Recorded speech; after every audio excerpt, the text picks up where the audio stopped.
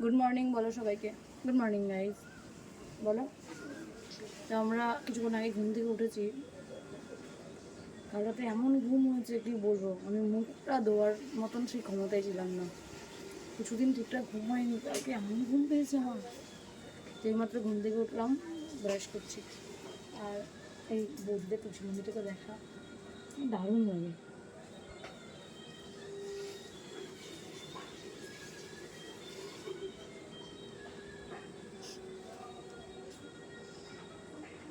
বলো good morning. হ্যাঁ বলতে হয়, বলো বলো, তাড়াতাড়ি বলো, বলো গুড মর্নিং। দুষ্টু মেয়ে, কী খেয়েছো? মুখের রেগে রয়েছে।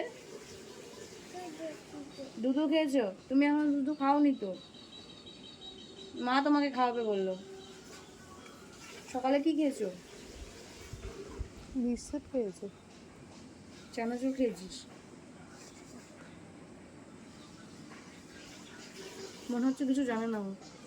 দিদুন বাড়িতে এসে প্রথমেও কাউকে চিনতে পারছিল না, তারপরে এখন কি সবাইকে এখন চিনতে আমাদের পারছে। চিনছে না। হ্যাঁ, এখন আমাদের চিনতে পারছে না। তাই মা, আমা ব্রাশ করবো? হুম হুম।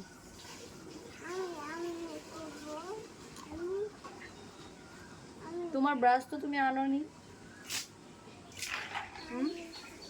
না তুমি আনোনি তোমার ব্রাশ, মা।